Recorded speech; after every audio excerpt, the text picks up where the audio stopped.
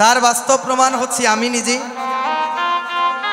এই বছর অনেকে জানে আমি মাঘ মাস থেকে কোনো জায়গায় কীর্তন করি। মাঘ মাস, ফাল্গুন মাস 2 মাস কীর্তন করি। আমার উপরে কয়েকজন শকুনের কুদৃষ্টি পড়েছে। তাদেরকে ভালো বললে অপরাধ হয়,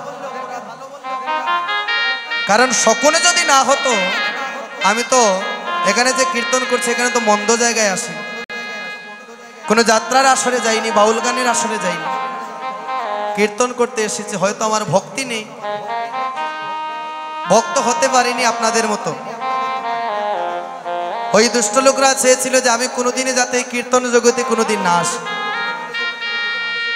তাই কি করেছে, আমার উপরে বাণ প্রয়োগ করেছে আমার কণ্ঠের মধ্যে, যাতে আমি কীর্তন করতে না পারি। কিন্তু দেখুন, আমার উপর যখন এমন কাজ করেছে, তাও আমি ওই সিলেটে কাকুরপাড়ে কীর্তন করেছি, এয়ারপোর্টের পাশাপাশি। ওইখানে ওই দিন থেকে আমি কোনো জায়গায় কীর্তন করি না, আর চৈত্র মাস থেকে কীর্তন করেছি। তো ভক্তগণ, যখন আমি অসুস্থ ছিলাম তখন আমি জানিয়ে দিয়েছিলাম, কারণ বর্তমান যুগটা হচ্ছে ডিজিটাল যুগ। তারপরেও আমি যখন অসুস্থ ছিলাম তারপরেও কিছু দুষ্ট লোক আমার সঙ্গে ছিল। কেমন জানেন, অনেক জায়গায় কীর্তনে যাইনি, ওই জায়গায় ফোন দিয়ে বলে, দাদা জানোনি সুমন দাস কীর্তনে ভারতে টাকা বেশি পেয়ে ওইদিকে চলে গিয়েছে। তা আমি দুপুর টাইমে ওই জায়গায় যখন কীর্তনে গিয়েছি আমাদের ঢাকা দক্ষিণে, যাবার পরে অনেকে বলছে, দাদা শুনলাম 2-1 জন আমাদের ফোন দিয়ে বলল যে আপনি নাকি ভারতে চলে গিয়েছেন, আর অসুস্থতা দেখি আমাদের এখানে কীর্তনে আসেন। তা আমি যখন ওইখানে গিয়েছি তাদের ভুলটা ভেঙেছে। তখন আমি মনে মনে ভাবলাম, এমন করে যদি সব জায়গায় বলে দেয় তাহলে তো আমাকে সবাই মন্দ ভাববে। তাই আমি সোশ্যাল মিডিয়ায় এটা লিখে দিলাম যে আমি অসুস্থ, মাঘ ফাল্গুন 2 মাস কোনো জায়গায় কীর্তন করব না। ওই কথা যখন জানাজানি হয়ে গেল তখন অনেক ভক্তগণ, কতজন আমার মোবাইলে যে ফোন করেছেন একমাত্র ভগবান জানেন, আমি বলতে পারবো। এত কল আমার ফোনে এসেছে যে ওই কলটা দেখার পূর্বে কল লিস্ট থেকে অটোমেটিক কেটে গিয়েছে। এত কল আমার ফোনে এসেছিল, অনেকের ফোন ধরেছি, অনেকের ফোন ধরিনি। তখন আমি ডাক্তারও দেখিয়েছিলাম, ডাক্তার বলছে, দাদা আপনি ওষুধটা যতদিন সেবা করবেন কথা বেশি বলবেন। তাই আমি খুব কথা কম বলেছি। তারপরেও যাদের ফোনটা রিসিভ না করলে না হয়, ওই কলটা আমি রিসিভ করেছি। অনেক সময় অনেক ভক্ত কল করে করলেন, বলেন ভাই জানো তুমি যে অসুস্থ, আমরা মন্দিরে লুটের আয়োজন করেছি, ভোগের আয়োজন করেছি, যাতে তুমি তাড়াতাড়ি সুস্থ হয়ে যাও, ভালো হয়ে যাও, আবার আমাদের সঙ্গে ফিরে আসো। আমার ওই সময় মনে হয়েছে আমি যদি হয়তো 4-5 বছর, 6 বছর, 7 বছর থেকে কীর্তন জগতে এসেছি, আমার এই জগতে আসারই কিন্তু বেশি দিন হয়নি, আপনারা অনেকে জানেন। তখন আমি মনে মনে ভেবেছি, এই কীর্তন জগতে আমি যখন এসেছি, যদি আর কীর্তন করতে নাও পারি, এত ভক্তগণ যে আমাকে তো ভালোবাসা দিয়েছে, ওই ভালোবাসার জন্য আমি ভক্তগণের হৃদয়ে অনেক দিন বেঁচে থাকবো।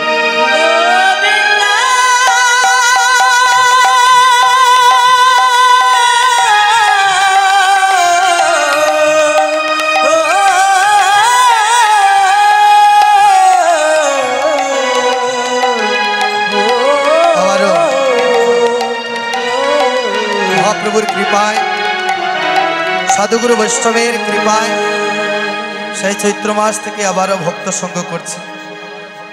ভক্তগণ আশীর্বাদ করবেন।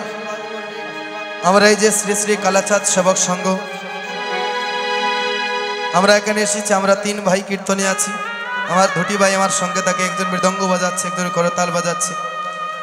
আপনারা আশীর্বাদ করবেন, যতদিন এই জগতে বেঁচে আছি আমি যেন আপনাদের মতো সাধুগুরু বৈষ্ণবের চরণ তলে থাকতে পারি, আর এই বৈষ্ণবের চরণ স্পর্শে থাকতে থাকতে একদিন যেন শ্রীবাস অঙ্গনের মধ্যেই যেন আমার প্রাণটা জনমের মতো বিদায় নিয়ে চলে যায়।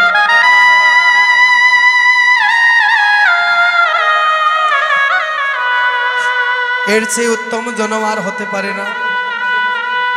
শাস্ত্রে বলছে সাধুর সঙ্গ সর্বশাস্ত্রে কয়, আর লবমাত্র সাধুর সঙ্গে জীবের সর্বসিদ্ধি হয়। ভক্তগণ, এখন আমি যেমন আছি, পূর্বে কিন্তু আমি তেমন ছিলাম না। এই কীর্তন জগতে আসার পরে প্রথম যখন এই কীর্তন জগতে এসেছিলাম, কোনো কিছু বুঝিনি। কিভাবে ভক্তগণের সাথে আলিঙ্গন করতে হয়, ওই লজ্জায় ভয়ে আলিঙ্গন করতাম না। যখন নয়ন দিয়ে যখন জল আসতো, লজ্জায় ভয়ে মুখটা ঢেকে দিতাম, কারণ তখন লজ্জা লাগতো যে যদি কান্না করি, আমার কান্না দেখে যদি কেউ হাসে। আর এখন মনে হয় যে এই আসরে গিয়ে নয়নের জল আসে না, মনে হয় আমি মহা মহা অপরাধী হয়ে গিয়েছি। যদি অপরাধী না হতাম, তাহলে আবার নয়নে জল আসছে না কেন? শাস্ত্রে বলছে, যার হৃদয়টা পাপে পরিপূর্ণ হয়ে ইস্পাত সমতুল্য কঠিন হয়ে গিয়েছে, তার নয়নে কোনোদিন কৃষ্ণ বলে জল আসবে না, তার নয়নে দিয়ে জল আসবে না। ও বাবা, কৃষ্ণ কথা শুনে, হরি কথা শুনে যদি নয়নে জল না আসে, বুঝে নেবেন আপনার হৃদয়ে পাপ আছে প্রচুর। কৃষ্ণ কথা শুনে যদি হৃদয় শিহরিত না হয়, মনের মধ্যে যদি আনন্দ না জাগে, তাহলে বুঝে নিবেন আপনার উপর পাপ ভর করেছে। তাহলে ওই পাপকে বিনষ্ট করতে হলে আপনার আসতে হবে সাধুর সঙ্গে, ভক্ত সঙ্গে। যখন আপনি সাধুর সঙ্গ, ভক্ত সঙ্গ করবেন, ওই সাধুর সঙ্গের শুদ্ধ অঙ্গের পরশে আপনার এই পাপী অঙ্গটা শীতল হয়ে যাবে। শুদ্ধের স্পর্শে অশুদ্ধ শুদ্ধ হয়ে যায় বাবা। আপনি যদি অশুদ্ধ হয়ে থাকেন আর শুদ্ধের যদি স্পর্শ নেন, তাহলে আপনার দেহটা, দেহ মন সব কিছু শুদ্ধ হয়ে যাবে। এই ভক্তর সঙ্গে আসার পর কে বলছে এই কীর্তনে, অনেকে আমরা বলি, অনেকে কীর্তনে বলে, আবার অনেকে বর্তমান যুগটা হচ্ছে ডিজিটাল যুগ, সোশ্যাল মিডিয়ায় বলে যে কীর্তন হচ্ছে, কিন্তু কীর্তনে কোনো উপকার হচ্ছে না। কে বলছে কীর্তনে উপকার হচ্ছে না? যে বলতে তার উপকার হচ্ছে না। আমি বলবো যে বলছে তার উপকার হচ্ছে না, বাকি অনেকের উপকার হচ্ছে। আমরা কলিহত জীব, আমরা কলিহত জীব, অল্প আয়ু অল্প বিদ্যা। দেখবেন আমি যদি সামান্য বিদ্যা অধ্যয়ন করি, তাহলে আমি আমার নিজেকে মনে করি আমি অনেক বড় মানুষ হয়ে গিয়েছি। আমাকে যদি ভক্তগণ ভালোবাসা সব জায়গায় যদি কীর্তনে নেই, তাহলে আমার ভাবটা বেড়ে যায়। তখন আমি হাঁটতে গেলেও ভাব দেখিয়ে হাঁটি। এই যে শাস্ত্রে বলছে, যশ মান খ্যাতি কুকুরের বিষ্ঠা স্বরূপ। যশ মান খ্যাতি কুকুরের বিষ্ঠা স্বরূপ। আপনি যেই হন না কেন, আপনি যেই হন না কেন, আপনার মনে যখন অহংকার, আত্ম অভিমান যখন আসবে, তখন আপনি যে কোনো কাজে অগ্রসর হন, সব কিছু বৃথা হয়ে যাবে। এখানে যারা কীর্তন দান করছেন, এখন যদি ওনাদের মনে আসে যে আমরা তো বাহিরের ডিস্ট্রিক্ট থেকে অনেক সুনামধন্য কীর্তনিয়া, যিনি আসতে পারছেন না বৃষ্টির কারণে, যেখানে আছেন বৃষ্টির কারণে আসতে পারছেন না বলে আমরা সময় একটু বিলম্ব করছি, তাই অপরাধ নেবেন না, আপনারা একটু ধৈর্য সহকারে বসে থাকুন। আমরা জানি যে আপনারা ওনার প্রতীক্ষায় অনেকক্ষণ ধরে বসে আছেন। বৃষ্টিটা একটু থামলেই উনি চলে আসবেন, আমিও কীর্তন এখানে সমাপন দিয়ে চলে যাব। ভক্তগণ, ওনাদের মনে যদি আসে যে আমরা সেই গাইবান্ধা থেকে সুবল কিশোর কীর্তনিয়াকে এনেছি, যিনি এই শ্রীহট্টে, এই সিলেট টাউনের মধ্যে আর কোথাও আসেননি, আমাদের এখানে ভালো কীর্তন হবে, সুন্দর কীর্তন হবে, ওই অহংকার যদি মনের মধ্যে আসে, তাহলে ওই যজ্ঞটা সম্পূর্ণ হলো না। এখানে অনেক ভক্তবৃন্দ আসে, যারা অনেক দূর দূরান্ত থেকে আসেন বাবা। আজ এখানে আমার সঙ্গে যারা এসেছেন, আপনারা জানেন আমার সঙ্গে আরেকজন লোক থাকে যে আমার অতি প্রিয়, যে হারমোনিয়াম বাজিয়ে দুয়ার দেয়, তার সুললিত কণ্ঠ। সেখানে আসতে পারেনি, সে ঢাকাতে গিয়েছে কিছু কাজে। তখন আমি ভেবেছিলাম তো আমার সঙ্গের একজন লোক নেই, তাহলে আমি ওই জায়গায় গিয়ে কীর্তনে আনন্দ দিব কেমন করে। তখন আমি দু একজনকে কল করলাম। এখানে হারমোনিয়ামে আমার আরেকজন ভাই বসে আছে, আরেকটা ভাই এসেছে আমার সেই গঙ্গাপুর থেকে, এরা কিন্তু একদম নিঃস্বার্থভাবে এসেছে। আপনারা অনেকে বলতে পারেন আপনি বলেছি ওরা এসেছে, না, ওরা কিন্তু নিজে থেকে বলে এখানে এসেছে। এরপরে আরেকজন, আপনারা জানেন সিলেটের আরেকজন কীর্তনিয়া,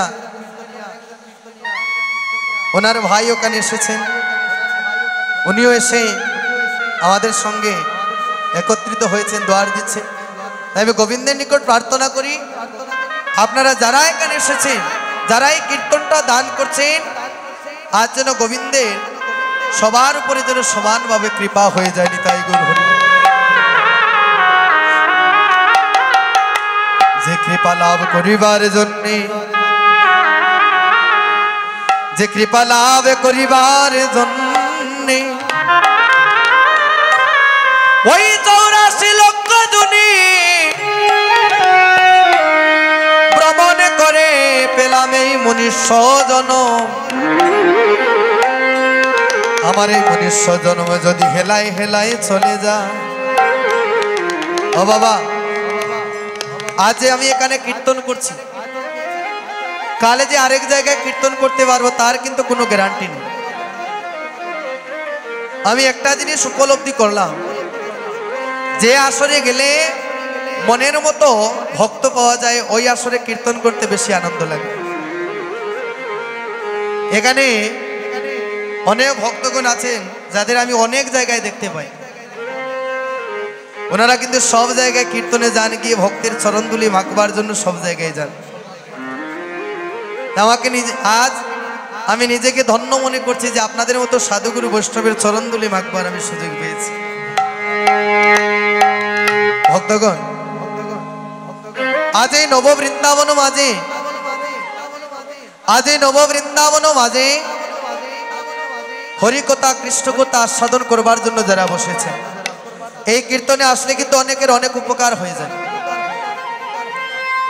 মহাপ্রভু শিক্ষাষ্ট শ্লোকে বললেন, চেত দর্পণ মার্জন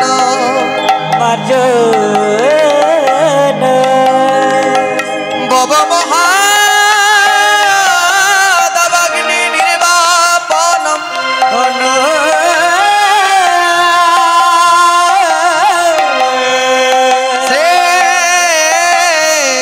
কৈরব চন্দ্রিকা ভিতরম বিদ্যা বোধি জীবন আনন্দ বুদ্ধি বর্ধন প্রতিপদং পূর্ণামৃত স্বদ সর্বয়াত্মা সনম সমর্পণম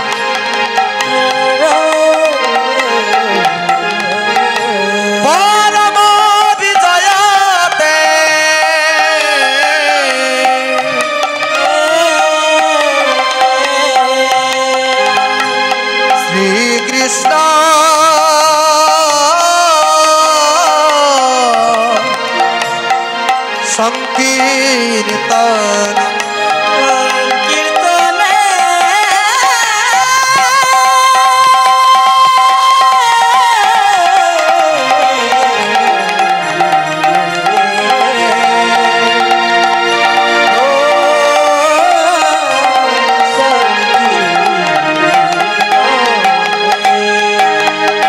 বলছে চেত দর্পণ মার্জন।